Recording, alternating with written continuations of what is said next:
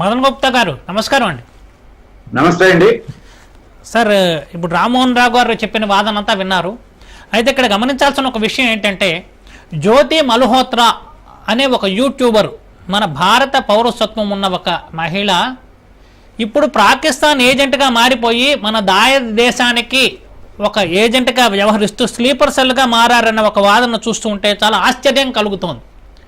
ఎందుకంటే మన దేశంలో ఉంటూ అంటే ఇప్పుడున్న పరిస్థితుల్లో ఇలాంటి వాళ్ళు కూడా ఉన్నారా అని ఒక పరిస్థితి మనం చూస్తున్నాం. దీన్ని కట్టడి చేయడానికి ఏ రకమైన చర్యలు తీసుకోవాలని మీరు అనుకుంటున్నారు? అంటే పాకిస్తాన్ ఇప్పుడు మన దేశానికి సంబంధించిన వాళ్ళని కూడా ప్రలోభ పెట్టి, అంటే డబ్బు ఎర్ర చూపి, బలపు ఎర్ర చూపి ఈ రకంగా లొంగ తీసుకుంటోందనే విషయం కూడా మనకు స్పష్టం అవుతోంది. దీన్ని ఏ రకంగా మనం తిప్పికొట్టే అవకాశం ఉంటుందని మీరు అనుకుంటున్నారండి? రామచంద్రయ్య గారు, సార్ నా ఆడియో క్లియర్ ఉంది కదా? ఉందండి, బాగా వినిపిస్తుంది. Okay okay. ఇది అంటే మనకు ఇంటి దొంగలు కొత్త ఏం కాదు. మీకు అంబి దగ్గర నుంచి అంబి, జయసింహుడు, మీర్ జాఫర్ వీళ్ళందరూ ట్రేటర్సే. ఇప్పుడు కొత్త రకం ట్రేటర్స్ వచ్చారు. అంతకంటే అంటే ఇది మన కొత్త విషయం ఏం కాదు. వీళ్ళందరూ భారతీయులే. అండ్ మీరు ఒక్క జ్యోతి మల్హోత్రా అని మాత్రమే మాట్లాడుతున్నారు. తక్కినటువంటి 10 మంది సంగతి ఏంటి? అంటే వాళ్ళు భారతీయులు కాదా? అవునండి, అంటున్నది ఇలా భారతీయులు కూడా చివరికి కక్కుర్తి పడిపోయి డబ్బు కోసం విషయాలకి. రామచంద్రయ్య గారు, ఇక్కడ నేను చెప్తున్నటువంటి ఒక విషయాన్ని మీరు నెరేటివ్ ని మీరు బాగా గమనించండి సార్. ఒక్క జ్యోతి మల్హోత్రా మాత్రమే హిందువు. ఓకే, తక్కినటువంటి 10 మందిలో 7 ముస్లింలు, 3 సిక్కులు. వాళ్ళ గురించి మనం ఎందుకు మాట్లాడటం లేదు? ఒక్క జ్యోతి మల్హోత్రా గురించి మాత్రమే ఎందుకు మాట్లాడుతున్నాం? ఇది కూడా క్వశ్చనా కాదా? అవునండి. అండ్ ఇన్ ఎడిషన్ మనము ఇప్పుడు ఈ జ్యోతి మల్హోత్రా గురించి మాట్లాడుతున్నాం. కార్గిల్ యుద్ధంలో టీవీ పేరు పెట్టుకొని ఆమె పేరు బర్కాతత్, ఆమె చేసినటువంటి పనులేంటి? దానివల్ల మన సైనికులు ఎంతమంది చనిపోయారు?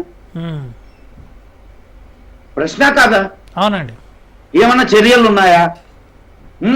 వాక్ స్వాతంత్రం అని అంటారు. మళ్ళీ ఏదన్నా అంటే సెక్యులర్ అనే ఒక వాదాన్ని తీసుకొస్తారు. సెక్యులర్ అంటారు, వాక్ స్వాతంత్రం అంటారు, కోర్టుకు పోతే బెయిల్ ఇస్తారు. అవునండి. ఇక్కడ మన మన పరిస్థితుల్ని, మన లోపల ఉన్నటువంటి పరిస్థితుల్ని మనం చక్కబెట్టుకోకుండా ఎందుకు? మీకు మనకు ఉపరాష్ట్రపతిగా ఉన్నారు కదా హమీద్ అన్సారీ. అవునండి. హమీద్ అన్సారీ వలన 27 మంది సిఐఏ ఏజెంట్లు చనిపోయారు. తెలుసా మీకు? అదే అండి. అండ్ ఇంకొకటి, మన దేశానికి 1990లో ఆయన పేరు ముఫ్తీ మొహమ్మద్ సయీద్. అవునండి.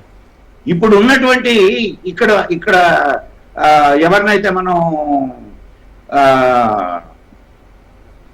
ఈ జైషే మొహమ్మద్ వీటన్నిటికీ కారణం ఎవరో, వాడిని విడిపించడానికి తన కూతుర్ని కిడ్నాప్ చేశారని నాటకం ఆడి ముఫ్తీ మొహమ్మద్ సయీద్ విడిపించాడు. వీడిని ఏమంటారు మీరు?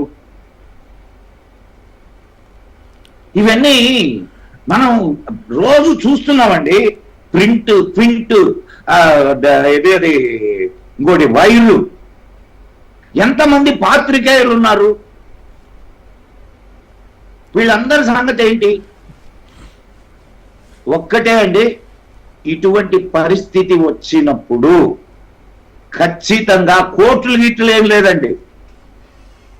ఇప్పుడు మీకు ఇక్కడ మన దౌర్భాగ్యపు విషయం ఏంటంటే, క్షమించాలి రామ్మోహన్ రావు గారు, అంటే కోర్టుల గురించి ఇప్పుడు వాళ్ళు అన్ని ఈ మన దర్యాప్తు సంస్థలు అన్ని రకాల పరిశోధించి ఒక నేరస్తుణ్ణి తీసుకుపోయి కోర్టు ముందు పెడితే కోర్టు బెయిల్ ఇస్తుంది. ఇంకా కాదు, ఇప్పుడు మనకు బాంబేలో తాజ్ హోటల్లో దాడులకు పాల్పడి చాలా మందిని మానహోమం సృష్టించిన వాళ్ళకి కూడా చివరికి ఏ రకంగా మేపారు వాళ్ళని ఉరిశిక్ష వేసేంత వరకు అని చెప్పి కూడా మనం చూసాం. మీరు చెప్తున్న మాటలను చూస్తుంటే అవన్నీ గుర్తొస్తున్నాయి నాకు. మరి ఇది ఒకటే కాదు, మీకు ఇంకొక విషయం చెప్తానేనండి. 1972 యుద్ధంలో 93,000 మంది సైనికుల్ని, పాకిస్తాన్ సైనికుల్ని మన వాళ్ళు పట్టుకున్నారు. పట్టుకుంటే 3 సంవత్సరాలు వాళ్ళని మేపి బిర్యానీలు పెట్టి ఇక్కడి నుంచి సాగరంగా సాగనంపాం. మన సైనికులు 10,000 మంది అక్కడ వాళ్ళ జైళ్ళలో ఉండిపోయారండి. వాళ్ళ జైళ్లలో ఉంటే విడిపించుకోవడానికి మనకు మనసు రాలా. ఇంత దౌర్భాగ్యపు పరిస్థితుల్ని మనం చూసాము రామచంద్రయ్య గారు. అవునండి. ఇటువంటి ఒక్కటేనండి, అంటే క్షమించాలి రామ్మోహన్ రావు గారు, న్యాయము చట్టము సత్వరంగా ఉండాలి, కఠినంగా ఉండాలి. ఈ రెండు ఉంటేనే ఏదైనా సరే జరుగుతుంది. మీరు నలుగురిని కాల్చిపడినొకండి, ఐదో వాడు ధైర్యం చేస్తాడా? నల్ల కోట్లు వేసుకొని ఆ వంతున అక్కడ వాదించి వాళ్ళని విడిపిస్తారు. ఎందుకంటే బాంబ్ బ్లాస్ట్ కేసులో యూపీ ముఖ్యమంత్రి వాళ్ళ మీద కేసులు లేకుండా విత్డ్రా చేసుకున్నాడు కదా. మరి రాజకీయ నాయకులు ఇట్లే చచ్చారు, అండ్ మన కోర్టు వ్యవస్థ ఇట్లే చచ్చింది, న్యాయ వ్యవస్థ ఇట్లే చచ్చింది. ఎవరిని మనం నిందించగలం చెప్పండి రామచంద్రయ్య గారు? మదన్ గారు, మీరు అన్నారు కాల్చి పారేస్తే వాళ్ళలో భయం వస్తుంది అన్నారు కదా మీరు మాట్లాడుతున్నా. కానీ ఇప్పుడు మనం అక్కడికి వెళ్ళి చేసిన పని అదే. దాదాపు 100 మంది టెర్రరిస్టులు ఉన్న క్యాంపస్ ని మనం వెళ్ళి అక్కడున్న శిబిరాలను మొత్తాన్ని మనం ధ్వంసం చేసి వచ్చాం ఆపరేషన్ సింధూర్ పేరుతోటి.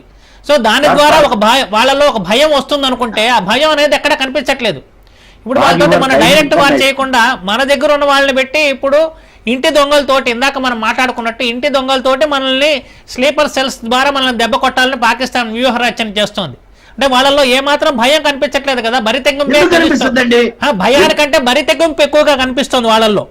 మీకు ఒక చిన్న విషయం, మీరు టెర్రరిస్టులు 100 మంది 200 మంది 300 మంది కాదండి, 35 కోట్ల మంది టెర్రరిస్టులు ఉన్నారు మన దేశంలో. 35 కోట్ల మంది టెర్రరిస్టులు. అవును, మన దేశంలో ఎంతమంది ఉన్నారు అంటున్నా? 30 కోట్ల మంది ఉన్నారు. స్లీపర్ సెల్స్ 30 కోట్ల మంది.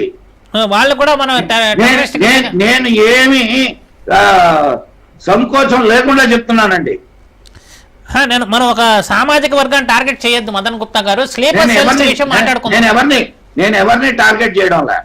స్లీపర్ సెల్స్ అమ్ముడు పోవడానికి ప్రతి ఒక్కడు సిద్ధంగా ఉన్నాడు. దేశం కోసం బతికేటటువంటి వాళ్ళు చాలా చాలా తక్కువ. అవునండి.